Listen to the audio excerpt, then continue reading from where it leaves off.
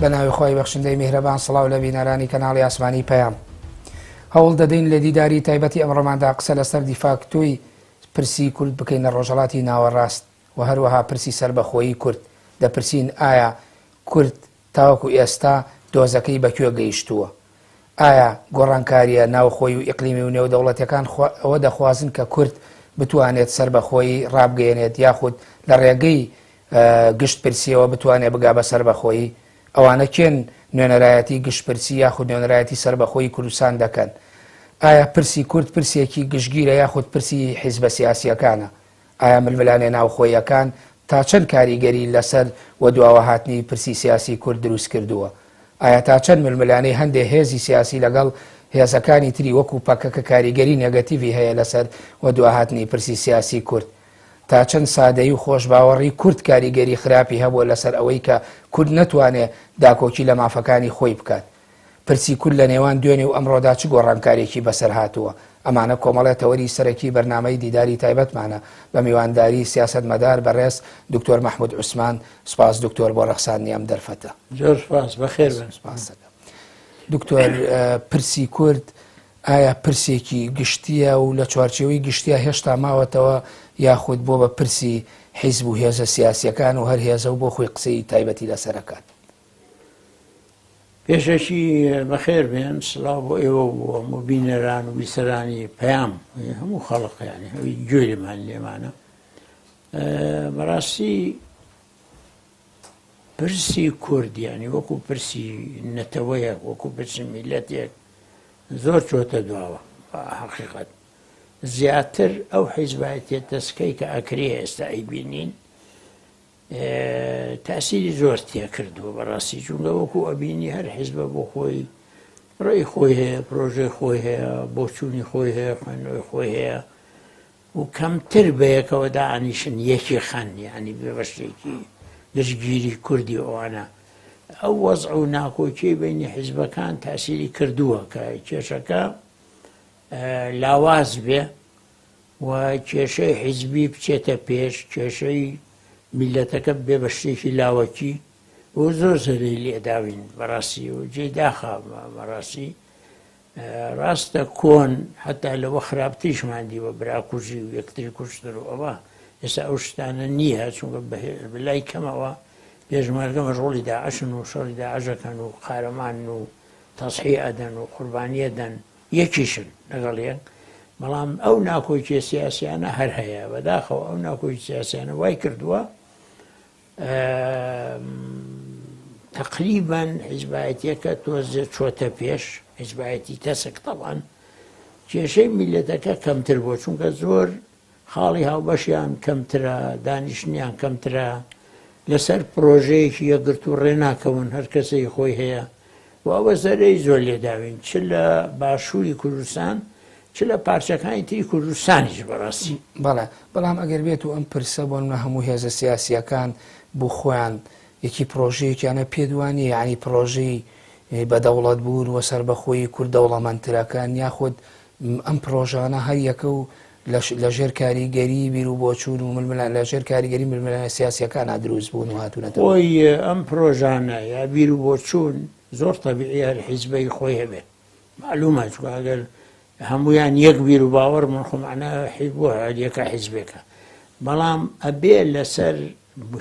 کێشەیەکی هاوبەشی وەکو کێشەی کورد وەک کێشەی نێتەوەی سەربەخۆیی ڕفراندەم ئەو شتانەی کە هەموو تایان ینی دەبێ هەوڵ بن ئەو بیر بۆچوانە یەک خەل لە پرۆژەیەکە ینی چۆن ئیشی بۆ بکەن میکانیزمی چییە ئامانجەکانیان چۆنە ڕۆن خەریتێ ڕێگا چییە ینی ئەوە گرنگە کەشتی هاوبەشیانە بێ باسی زۆرەکەن هەوڵی بۆ ئەدەن ناڵێم هەوڵ نادەن بەڵام زۆر دواکەوتووە زۆر وەختی بردووە دەبوو زۆر زووتر لەسەر ئەو شتان بەڵام کاک دکتۆر تۆ مێژوویەکت هەیە لە ناو بزوتنەوەی ڕزگاری خوازی کورداوە ئاگاد لە ململانە سیاسیەکان هەیە و زۆر جاریش بەشێک ویت و لە ناوی یاوی لە ناو هێزە سیاسیانە کارت کردووە ئایا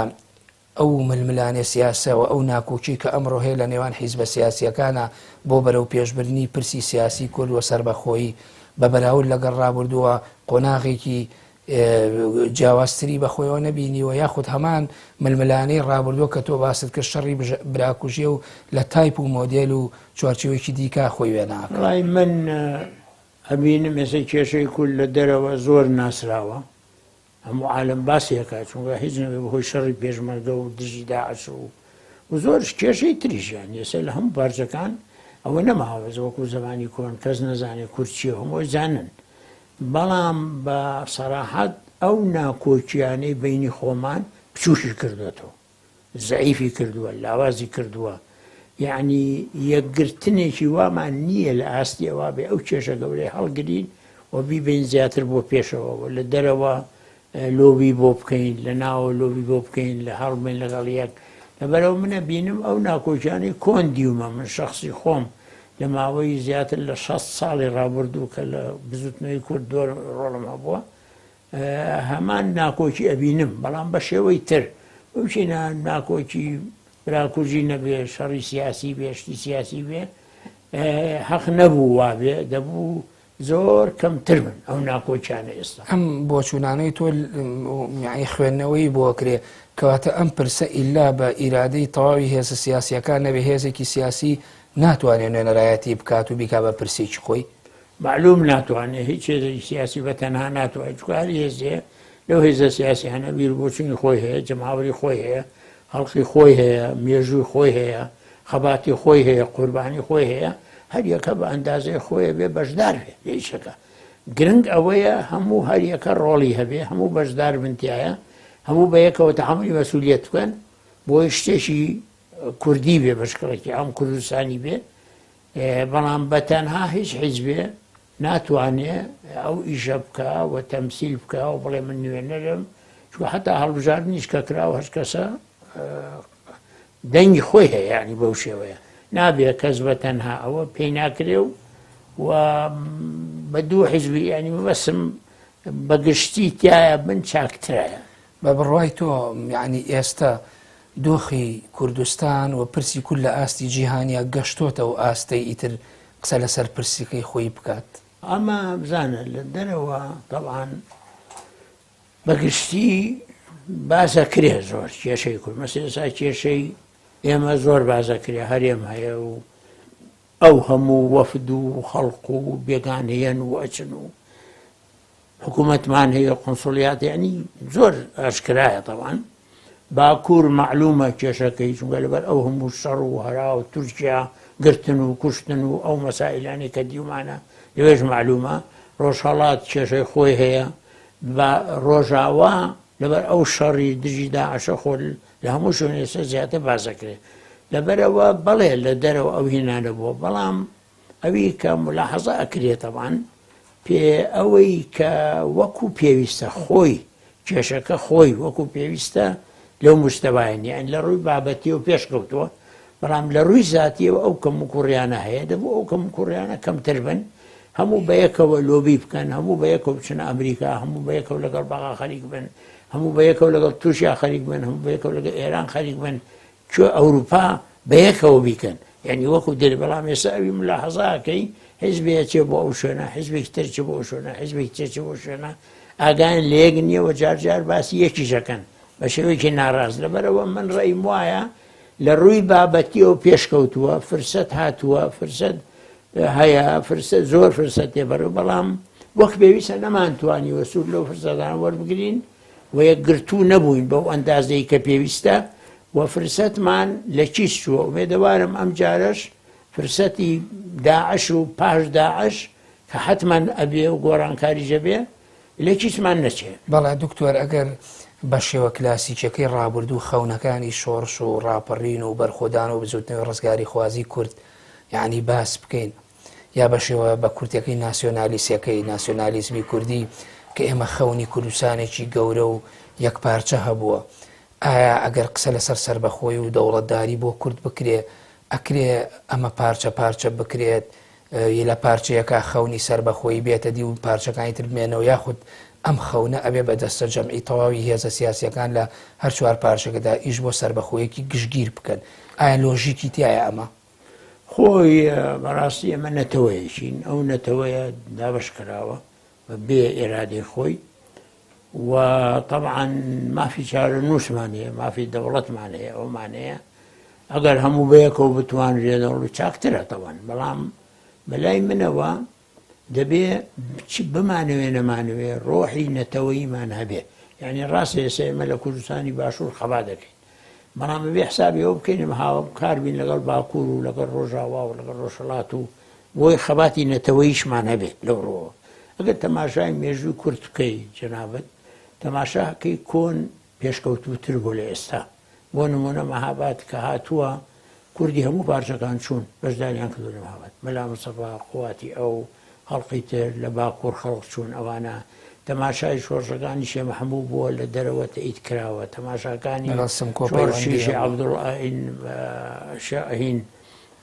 عوبەیدوڵڵا و شێخ عەبدولقادری نەهەری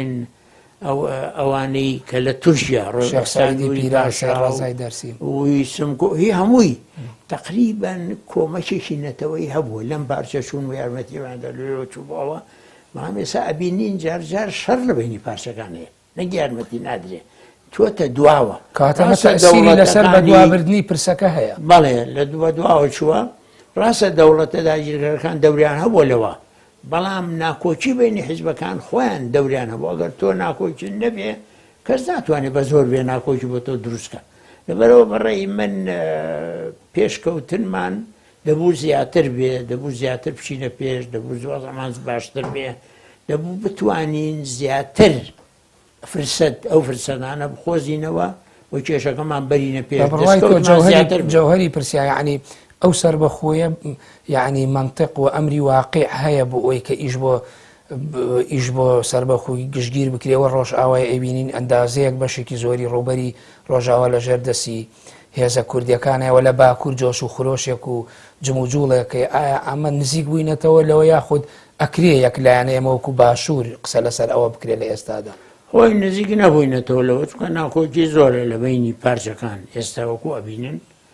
بەڵام ئەگەر باشووریش بە تەنها قسەی لەسەر بکە و بتوانێت شتێ بکە دەبێتە هەر پارچێ شتێکی تیا دروست بێ سوودی بۆ هەموو پارچەکانە بێ شتێکی معلومە چەمەسا هەرێمی کوردستان هەیە هەموو پارچەکان یعنی پێیان باشە و تەئیدیەکەن و ئیسنادیەکەن و یەن و ئەڕۆنەوە بەڵام تەڵان ئەگەر نەتەوەیش بێت چاکتر ئەگەر مەسەڵەن کۆنگرەی نەتەوەی چەند جار هەوڵ درراوە سەرکەوێگەر سەر بکەوتایە بەیانتوانێت هەموو بەیەکەوە بن مثلا کە شتێک لە پارچێ بێ هەموو تەئیدی بکەن هەموو بەیەکەوە لە دەرەوە لۆبی بکەن باشترە و بەڵام ئێستا شتەکە زیاتر کەوتووەتە باشوور ئەوەی کە بازەکرێ زیاتر و ئەوەی کە بازەکەی لە باشووریش بێگومان ئیشی زۆرە بێ هەوڵی زۆرە بێ ئەنوە ئاسان نییە ڕێفەراندەم و سەربەخۆیشتووە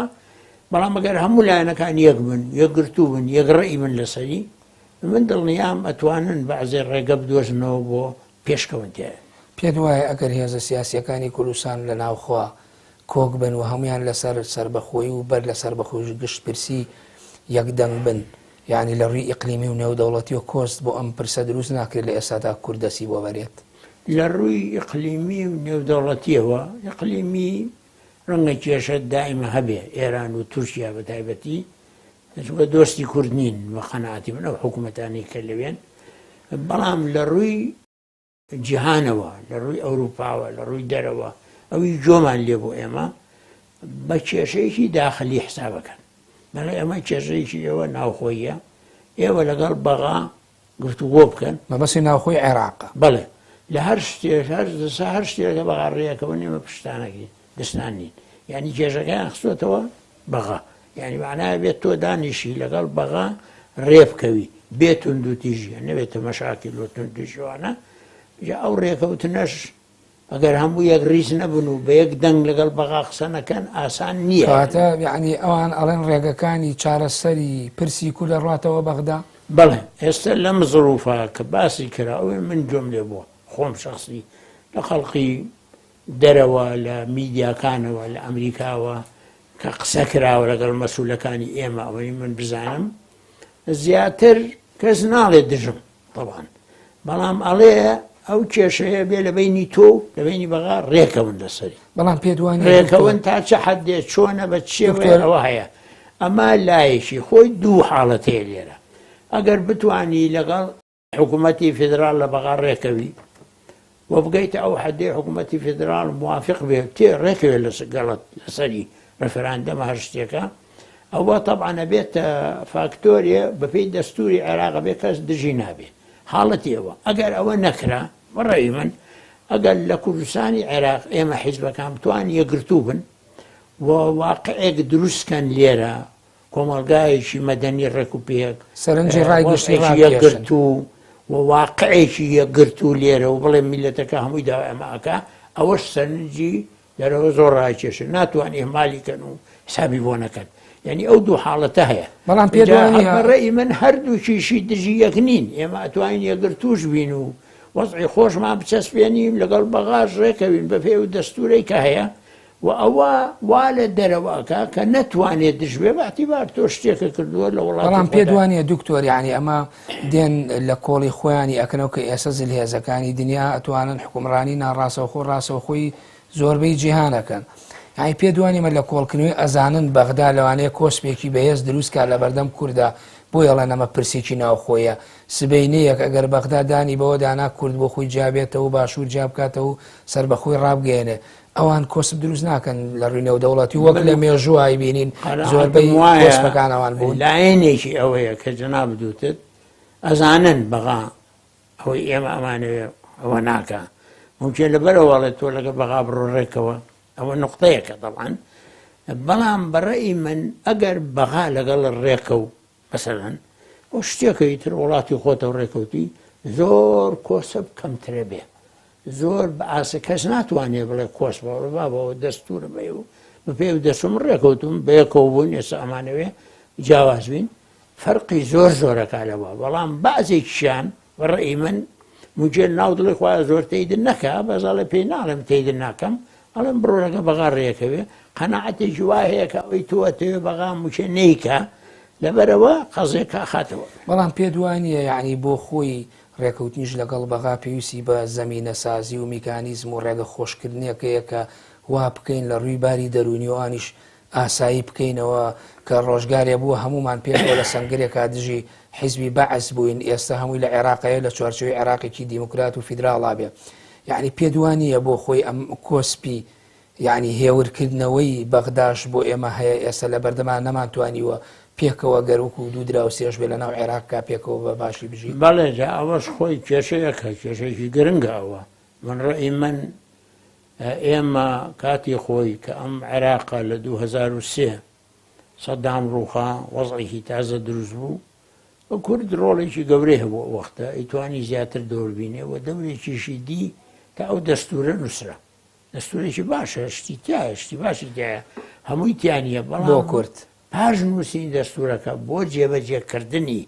مادەکانی دەستور ئەو جۆدەی کە پێویستە کەمتر کراوە ئەو جۆدەی کە پێویستە نەکراوە جاری وا هەیە گفتوگۆ کراوە حیزبێ چووە دوو حیزب چووە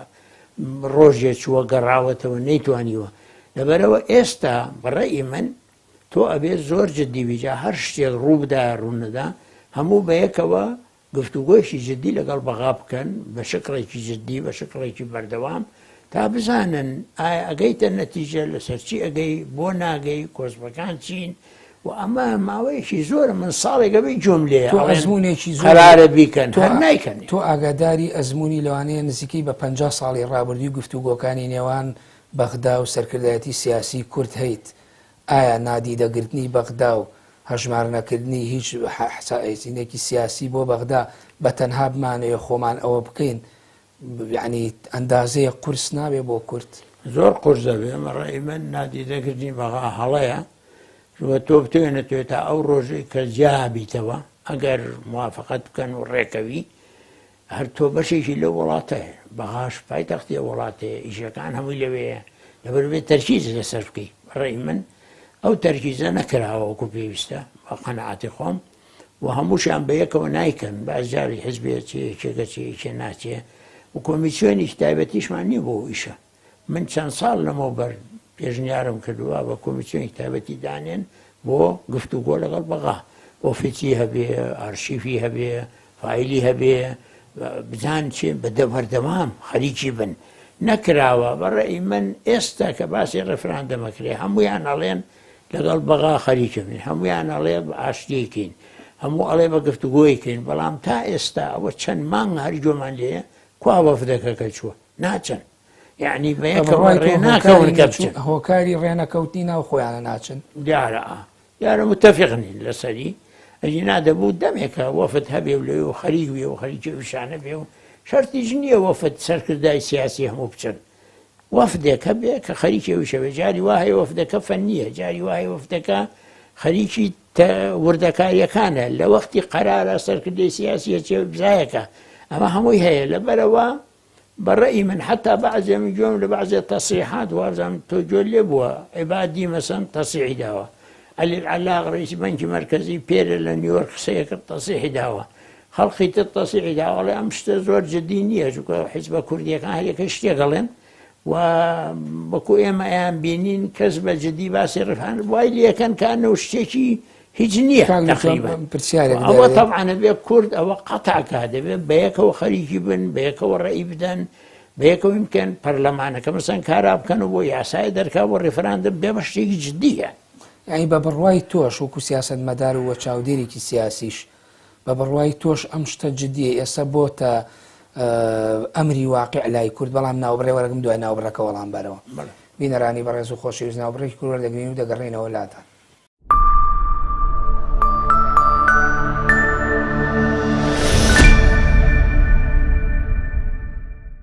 دووبارە سڵاو دکتۆر تۆ خۆشت وەکو چاودێرە یعنی ئێستا لە ڕووی ناوخۆی عێراقەوە بەرپرسانی عێراق لە عەبادیەوە وەکو ئەو نوێنەرانەی تریش کە لە دەرەوە قسە ئەکەن هەستەکەن لای کورد ئەمە شتێکی جددی نییەوە خەونێ نیە و تەنها لە پێناوی ململانیەکانە بەرامبەر بە یەکترێ وەکو ئەو لێدوانانەی ڕۆژانی پێشوو بینیماندرا بە بڕوای تو ئەمەش بۆ بە شتێکی جددی کاری بۆ کراوە ئەگەر کاری بۆ بکرێ نابێت زەمینەیەکی واساس بکە وەکو خۆت ئەڵەی پەیوەندی نێوان هێزە سیاسیەکان هێور بکرێتەوە و کۆتایی بە ناکۆکیان بهێن بۆ ئەوی بە هەمووان بگەنە شتێک خەونێکە کورد سەدان ساڵە خەونی پێوە بینێت من قەناعەتم وایە ئەمە دوو لایەنی هەیە ئەمیشە لایەنی سیاسی لایەنی یاسایی لایەنی سیاسی ڕێکەوتنی حیزبەکانیەوێ کە بریارە ئەڵێن کۆمیتەیەکی هەوو لایەنە دروستەکەن تا ئێستا دروست نەبووە تەخن نازانم بۆ دروست نەبووە هەیە ئیکا هەیە چووە هەیە نەچووە نازانم ئەوە یەکێکیان ئەوە سیاسیەکەی دووەمین پەرلەمانە بێ کارا بکرێتەوە سیاسای دەرکە یعنی بۆچی تۆ خەڵگلەی بڵێ بابە تۆ پەرلەمان نییە کوا یاساکەت کۆ بۆ خۆمان تووشی ئەو ڕەخنە و شتانە بکەین با لایەنە یاساییەکەشی ڕێکخەین یاسایەکەوەیە پەرلەمان فەرموو کۆبەرەوە کاریکەنەوە تەنانە بۆ ڕێفراندۆمیش دکتۆر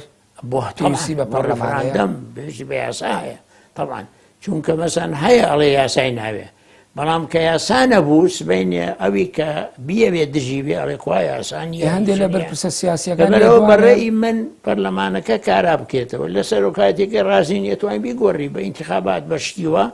بەڕێی من ئەوە لایەنە یاساییەکەی تەمینەکە ئەوی تریش لایەنە سیاسیەکەی و بەجددی خەریک بن ئیشی بۆ بکەن بە بڕوای تۆ بەبێ پەرلەمان کارێکی لەنگ و نوقسانە بێت بەڵێ نوقسانە بێ وەجێی ڕەخنەی خەڵقە بێت ئەوانەی کە لە ئەساسا دژین ینی نایەنەوێ بن ئەیکەنە بیانوو لێت بەڵێ بەڵام لە ڕووی نێودەوڵەتیەکەوە دکتۆر ڕاستە تۆ پێشتر باسیەوە کە بەر لە ناو بڕەکەوتێ لەوانەیە لە ڕووی نێودەوڵەتی وەڵەن کێشێکی ناوخۆی عێراقە بەڵام خۆ لە ڕووی یاسایی و دانپیانانەوە و هەروەها بوونی ئەو دانپیانانی کە لە نەتەوە یەکگرتوەکان پێویستە بۆ سەربەخۆی کوردستان پشتگیری نێودەوڵەتی پێ دوایە ئەگەر ئێمە لە ناوخوا کۆک بووین لە ناو خۆمانەوەکو کوردستانوە لە ناوخوا کوردستان و هەولێر و بەغدا کۆک بوون لە ڕووی دانپیانانە نێودەوڵەتیەکەشەوە کێشێکی ئەو تۆ نامێنێت کێشە کەمترە بێ زۆر و تۆ تەمعان ئەگەر یەکیش بێ و کۆک بێتوانی هەموو حیزبەکان بەیەکەوە وەفدێ بنێرن بۆ UN مەسەڵەن پەرلەمان و حیزبەکان و حکوومەت و داوا بکەم بڵێ چاودێرم بۆ بنێرە بنوێ ڕفراندەم بکەم مەسەڵەن ئەگەر تۆ موافقە بکە چاودێ بنێ ئەهمیەتی زیاترە بێ لەبەرەوە من ڕێی من چەند تۆ یەک بی و هەموو یەک دەنگیان هەبێ زۆر کێشەت کەمترە بێ لە ناوە لە دەرەوە لە بەغا لە هەموو شوێن ئێستا بەغا دەڵێ حیزبێ ئێمە حیزبەکانمان دیوە یەکی ئەیکایەکێتی دەکایکە وا ئەڵێن عیبادی وا ئەڵێ ئەلعەلاق وا ئەڵێ مەولۆژە ئەلعەلاق لە نیویۆرک قسەیەکە لەگەڵ بانکی دووەلی و IMF قەرزدا قەرز ڕشدیەکە لیان پرسی باشە ئێوە ڕێفراندەمە چی لێ دێ عێراق دابەژە بێ وتی بابە هیچ نییە خلافی حیزبە کوردستانیەکانە شتی جددی نەکراوە تا ئێستا و هەر حیزبە شتێگەڵێ بەو سەراحەتە و ئەگەر بوو بە جددی ئێمەش فکری لێکەین ئەوە قساکەن لەبەرەوە تۆ بۆی ئەو قسانە ببرێتەوە عیبادی و ئاڵێ فڵەماڵێ هەموو یەک بن جددی بن لایەنی یاسایی تەواوکەن لایەنی سیاسی تەواوکەن و بەیەکەوە بچنە گفتوگۆ قسەیان لەگەڵ بکەن بڵێ من جددیم و ئەمەم ئەوێ و ئەمەم ئەوێ و ئەمەم ئەوێ بەڵام بەشێتی هەموو یەکڕێی بن. بە بڕوای تۆ خاڵی جەوهەری ناکۆکی و یەکنەبوونی هێزە سیاسیەکانی کورد لە چیایە؟ ئەم ناکۆکیە وەکو پێشتر باسمان کرد لەوانەیە زیاد لە نیو سەدەیە لەناو حەرەکەی سیاسی کوردی چەکدار و هەروەها حیزبە سیاسیەکانە. یعنی خاڵی جەوهەری چییە بۆ ئەم کێشەیە ناگاتە پایان بۆ چارەسەر نابێ بۆ ئەبێ مێژوو بەردەوام خۆی دووبارە بکاتەوە؟ وەڵا خاڵی جەوهەری حیزبایەتی تەسکە کەکە حیزبایەتی پیرۆزە لە هەموو کۆمەلگایەک بەڵام تەسکە هیچ حیزبێ نایەتە خوارێ هەر یەکە ڕێی خۆی هەیە و هەر یەکە پابەندی ڕێی خۆی نایەنە خوارێ بۆ یەکتر لەرم نین لەگەڵ یەکتر. خاڵی سەرەکی ئەوەیە ئەوی کە من ببین و دیومە شتی شخصیش تێکەوتووە مەسەلا ئەوە نیە هەر حیزباکان مەسایلی تێکەوتووە ئەگینا بە هەر پێوەرێ تەماشایکەی بۆ ڕێنەکەون یعنی تێناگەم لەسەر چی خەتەرە لەسەریان هەیە کێشەیە لەسەریان هەیە مەشاکلی ناوخۆ هەیە چیتر ئەبێ هەبێ بۆی وایان لێ بکە ڕێ بکەون معلومە بەڵام دیارە ئیتر حیزبایەتی تەسک هۆکاری تر ممکن لە لاین دەرەکی دەست بخەن لەوێ ئەمانە تاسیری هەیە بەڵام ئەبێ سەرکردەکان بەڕێی من بریار بەدەستەکان سەرکردەکانی حیزبەکان لە مستەوای مەسئولیت بن و تەجاوزی ئەم شتانە بکەن و پەلەش بکەن وەقت زۆر لە ساڵحی ئێمە نییە ممکنە ئێستا تۆ شتێ بکەی ڕەنگە پاش داعش نەتوانی عینیشت بکەیت کێشت زیاتر بۆ دروست بێ لەبەرەوە ئەبێ وەقت نەکوژن زۆر هەلە بکەن لەوە کە باسی کێشە ئەکەیت هەمیشە باسی ئەو مەترسیە ئەکرێ لەوانەیە دوای تاعش کورد کێشەی بۆ نمونە لەگەڵ بەغدا بۆ دروستیە بە تایبەتی لەسەر ئەو ناوچانەی کە لە دوای لە شەڕی داعشا کورتوانیوێتی ئازادی بکە پێ دوایە ئەو شەبێ بە گرفتێکی تر بۆی سەرێشیەکی زیاتر بۆ کورد دروست بکرێت و ئەو پرسەی نەتوانێت قسەی لەسەر بکات و بەرەو پێشەوەی بەرێت. بەڵێ من خۆم شخصی زۆر نازانم تا چه حەدی ڕاستم یا ڕازنی بەڵام تەجروبەی کۆنی کە دیومە من شخصی لە بەعزێ مەترسیم هەیە ممکنە خەڵقی تر ئەو مەترسەی نەبێ یعنی ممکن نەیدیوە کۆن یا هین نەکردووە من تەسەورەکەم پاش داعش ئێمە مەشاکلمان زیاترە بێ ئێستا هەموو مەشغوڵی داعشن هەر یەکە خەریکی هینەکە پێویستیان هەیە بەڵام ڕەنگە پاش داعش تۆ لەسەر ناوچەدا بڕێناوەکان کێشە دەبێ لەگەڵ سونای عەرەبە دەبێ لەگەڵ شیعات بێ لەگەڵ حکومەتت بێ حەشدی شەعبی لێ پیا بێ ئەمانە هەن یا واقعەکەن ممکنە پاش داعش کێشەی تر پێ مەسەڵەن ئێستا کوردی ڕۆژاوە لەگەڵ ئەمریکا هاوکارن شەڕی ڕەقەکەن وەنیە بچێ ئەڵێ پاش شەڕی ڕەقە ئەمریکا هاوپەیمانیان نەبێ بچێ شەڕەکەی پێ بکاو باشە بڵێ خواحافیز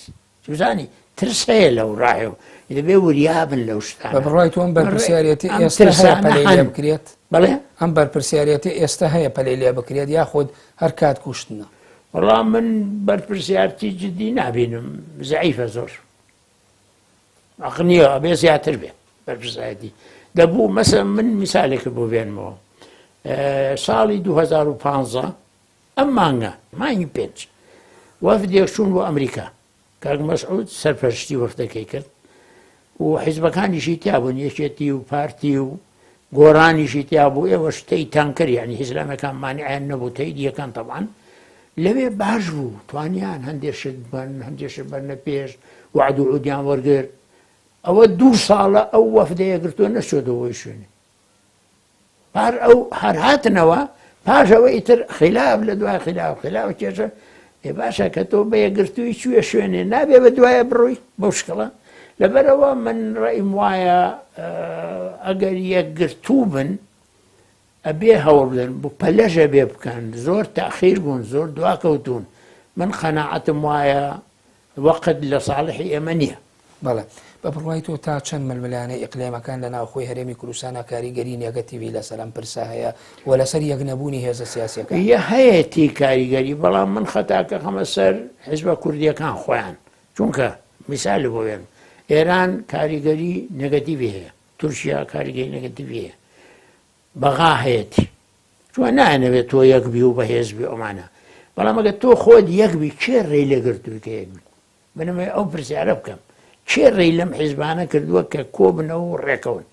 کەسەی نەکردووی بەڵام کە تۆ یەک نەبووی ئیتر ئەویش بۆ خۆی بە پێی بەرژەوەندی خۆی ئەو دەستی تێخا ئەو دەستی تێخا ئەو ناکۆچیە زیاترەکەن چکۆ نایەنەوێ بە حێزبی ئامبی فاکتۆری کوردی ئەم دەوڵەتانە بە مەترسیەزان لەسەر خۆیان لەبەرەوەیانێ ئەو فاکتۆرە لاواز بێت بە بڕوای تۆ لە دوای ڕاپەڕینی ئازاری 1990ەوە کاتێکە کوڕ ڕاپەڕینی کرد ئەکرا ئەم دەرفەتە بخرێتە دوای ئەوە ئێمە ئەمان توانی یا بە تایبەتی سەر لە کوردستانە دوو هێزی حکومڕانی بە تایبەتی پارتی وەکێتی کوردستانیان بەڕێوەبرۆ بۆ بیریان لەم پرسە نەکردەوە زووتر ئیشی بۆ بکەن کە تۆ زۆر جەخت لەسەرەوەکەیتەوە ئەڵی ئێستا درەنگە و ئەبێ پەلە بکەن بەڕێی من لە 1990 پاژەوە ڕاپەڕین بوو کە ڕاپەڕین بوو وەزعێکی باش لە کوردستان دروست بوو لەبەر دوو هۆکار یەکەمین بەرەی کوردستانی هەبوو هەموو حیزبەکان بە یەکەوە ئیشیان کرد گرنگ بوو ئەوە دووهەمین عەفوی عام درا ئاشتەوایی نیشتمانی کرا تەعقیبی کەس نەکرا تۆڵە سەنەوە ئەوانە نەوەی ئیستیقرارێ لە کوردستان دروست بوو پاشەوە وای لێ هات انتخابات کرا پەرلەمان دروست کرا ئەمانە هەمووی هەبوو تەقریبەن ئەتوانرا پاشەوە هەنگاو بنێ بەڵام منافەسەیەکی توندی 50 دوو حیزبەکە دروست بوو وردە وردە هەر دروست بوو زیاد و زیاد و داگەیشتە براکوژی 4 ساڵ 5 ساڵ براکوژی یعنی ئەو فرسەتانە ئەگەر فکریشی لێ کرد رابێتەوە لە چیچمان چوو ئەو فرسەتانە تەبان بەڵام ئەکرا یعنی بکرێ لەو کاتەشە بۆنە میلەتی کورد ئەویش نەتەوەیەکە هەموو کاتی حەقی خۆیەتی ڕەفراندەم بکە مافی چارنووسێ بێ دەوڵەت دروستکە وەکو هەموو نەتەوەیشتر مافی خۆیەتی بەڵام ئیتر جاری وایە فرسەت یەتە پێش مەجالێکە تێ ئاسانترە ئیشە بەس جار لەبەر ناکۆچی ناوخۆ نەتوانی و ئیسفای لێ بکەیت ئەمە واقعەکە یعنی لێداوی ململانێ لەسەر دەسەڵات کاریگەری خراپی خۆی دائیما ململانەیەکە ئەبێ نەک لای ئێمە لە عالەمیش لەسەر دەسەڵات و لەسەر ئیمکانیاتە ململانە لەسەر چییە لەسەر دەسەڵاتم زیاتر ئاراستەیەکی دروست وایە ئاراستەی دروستە بەس جاری وایە بە ئاراستەی کەکە زارێکی زۆری لێکەوێتەوە و کێشەی زۆری تا دروزە بێ و ناتوانن دانیشن وەک شەراکەت ئەوەی کە دەسەڵات و ئەوی کە توانایە و ئەوی سەروەتە و ویشتی و بێکەوە هێنیکەن ئەم دەرفەتەش بێتە شەڕ و هەرا و کێشە ئەو هەموو کێشانەی تەماشایکە کە ئێمە تووشمان بووە لە 60ەکانە لە 70ەکان لە 80ەکانە بڕۆ تەماشایەکی دواوە بکە تەماشایەکەی وەڵای هۆکارەکانی هیچ وەکاری هەمووی زەروی نەبووە دەتوانرا نەکرێ دەتوانرا دیالۆگ بکرێتتر نەکراوە بەڵام ئەبێ دەرز لەوانە وەرگین جاری کە دووبارە نەبێت بە بڕۆی تو بۆ نەکراوە ئەوەی وتم حیزبایەتی تەسک و ئەوەی ڕابردوش ناکۆچی و جاکە ناکۆچیەکە دروستە بێ دەوڵەتی دەوروبەر دەزە خامەسن تۆ دیت ئەو براکوژیشتانی نەوەتەکان تورکیا هات ئێران هات بەغا هات هەرە جمهوری هات بۆ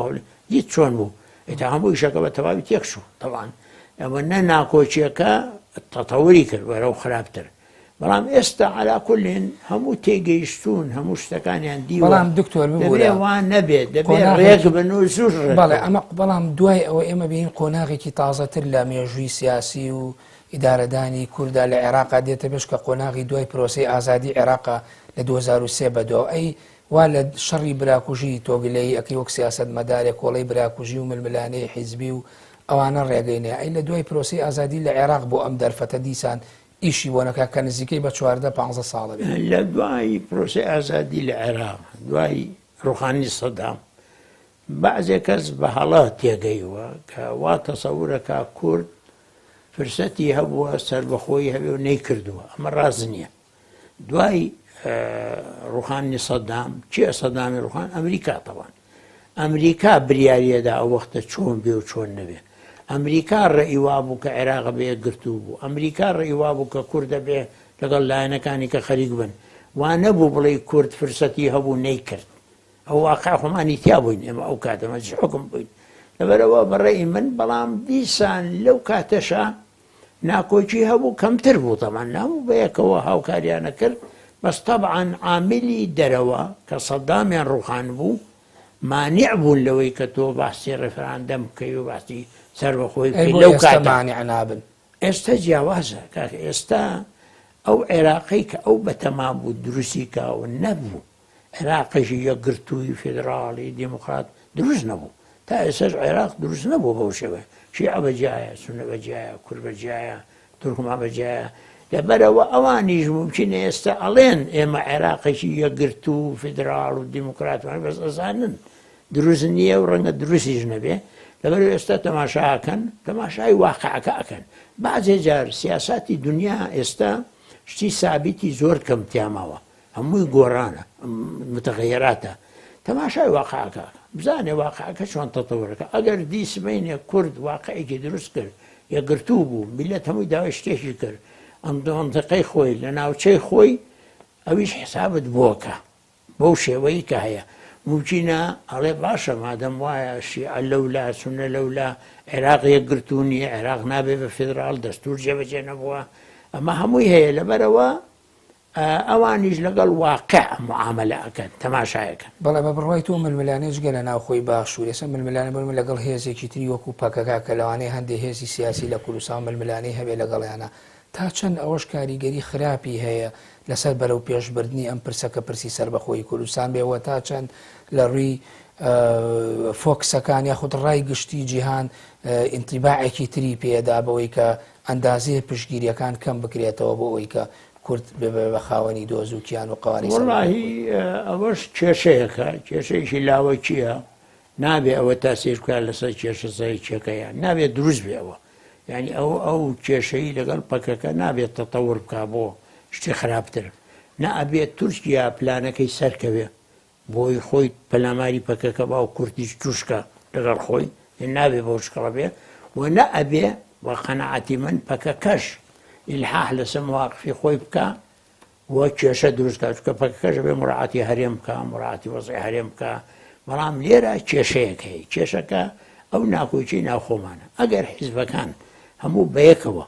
یەکگرتوو بن بۆ یەک وەفدی یەکگرتویان بچن لەگەڵ پەکەکە قسە بکەن من قەنەعەتم وایە وەزعەکە فەرقەکە لەوەی حیزبێ پێی بڵێ دێتەوە سەر یەکگرتووی سیاسیەکان حیزبێک پێڵێ بڕۆ حیزبێکی تر لە بنەوەڵێ مەڕۆ حیزبێکی تر هەیە لەگەڵیەتی حیزبێکی دژێتی معناویش بۆ خۆی دانیشت ئەمەش دیسان ناکۆکیەکانە تەجاوزی کردەوە بێشەک ناکۆیجەکان واڵێن پەکەکە خۆیان واڵێن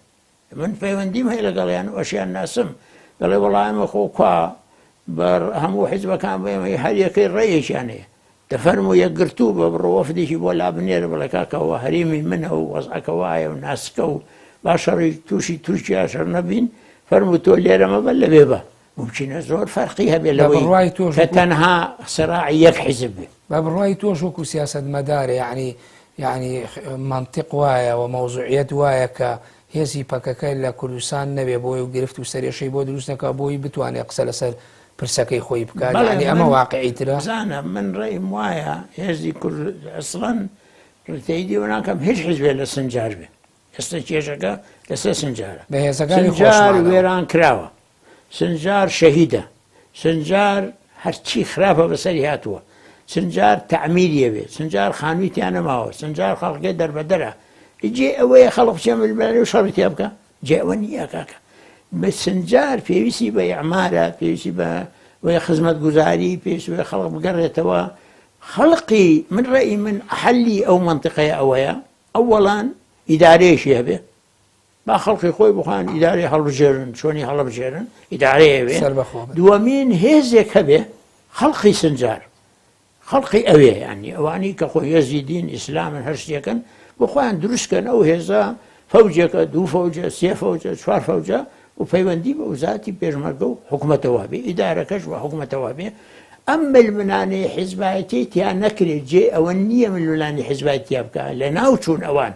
بەڵام لەبەرەوە بەڕێی من دەیدیەوە ناکەم هیچ مەقڕی هیچ حیزبێکی لێبێ سنجار ئیدارەی هەبێ هێزێکی شەبێ و پاراستنی و تەواو